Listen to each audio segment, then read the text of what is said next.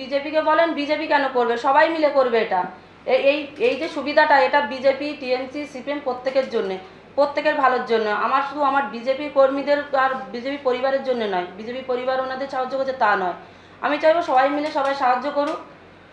শুধু বিজেপি কেন করতে যাবে? বিজেপির কী দায় পড়েছিল? ভোট যখন চুরি করেছিল টিএমসির গুন্ডা বাহিনীরা, তো এখন বিজেপিকে পুরোপুরিভাবে কেন এখানে ইনভলভ করা হচ্ছে? এখানে আমার দুটো প্রশ্ন। প্রথম প্রশ্ন, ভোটাররা কেন আপনাকে ভোট দেবে? এক, জিতে গেলে আপনি কি কাজ করবেন?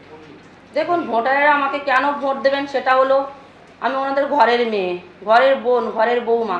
তো ওনারা আজকের যে অত্যাচারিত হয়েছে, নিপীড়িত হয়েছেন, তার ভেতরে আমার সাথে যে কতটা কি হয়েছে সেটা ওনারা ভালো করেই জানেন। আর ওনার সেই জন্যেই আজকে ওনারা আমার সাথ দেন, এতটা ভালোবাসেন। আপনারা হয়তো দেখেছেন যে আমি সব এতে গেলে, মানে মিটিংয়ে গেলে আমি ওনাদের পাশে গিয়ে দাঁড়ালে ওনারা কতটা খুশি হন আর কতটা আমাকে ভালোবাসা আর আশীর্বাদ করেন। তো আমি তো মনে করি যে এই বিজেপি পার্টিতে দাঁড়িয়েও আমি হয়তো 100%ই ভোট পাবো, কেননা ওনাদের আশীর্বাদ ভোটের থেকেও বেশি আমার কাছে মনে হয়।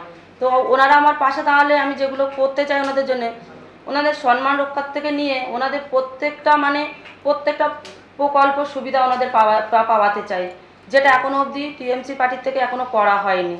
হয়তো করা হয়নি না, দিয়েছেন আমাদের রাজ্য সরকার থেকে দিয়েছেন সুবিধা, এই কেন্দ্র সরকার থেকে দিয়েছেন সুবিধা, সেটা আমাদের মুখ্যমন্ত্রীর গুন্ডা বাহিনীরা চুরি করে খেয়ে নিয়েছে। আশা করব হয়তো এই গরিব বোনটিকে ভোট দেওয়ার পরে এই গরিব বোনটা চুরি করে খাবে না, কারণ জানে এই গরিব বোনটা এক মুঠো অন্নের দাম কতটুকু হতে পারে।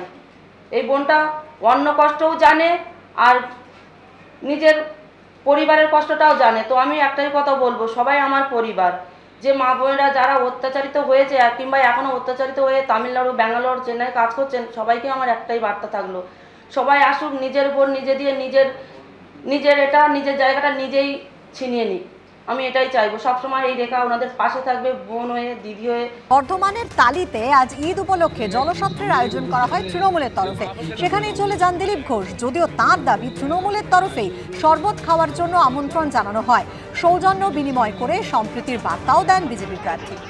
সবাই ভালো থাকুন, নির্বাচন লড়বো আমরা কিছু নিয়ে, কিন্তু সামাজিক অনুষ্ঠান রিল চলছে, আজকে চড়কও আছে, রাজনীতি তার জায়গায়, কিন্তু সামাজিক অনুষ্ঠানে যে আমাদের সমাজ সেটা যেন বোঝা যায়। আপনারা যে আয়োজন করেছেন, সবাইকে শরবত খাওয়াচ্ছেন, একটু বেশি মিষ্টি মনে হলো। তো সবাই ভালো থাকুন, নির্বাচন লড়বো আমরা কিছু নিয়ে, কিন্তু সামাজিক অনুষ্ঠান। আমাকে যারা ঈদ উপলক্ষে জলসত্র করেছেন, মুসলিম ভাইরাও ছিলেন, টিএমসি ঝান্ডা ছিল, কিন্তু আমাকে এসে ডাকলেন, আমাকে শরবত খেতে, আমি খেলাম, বলে বসুন।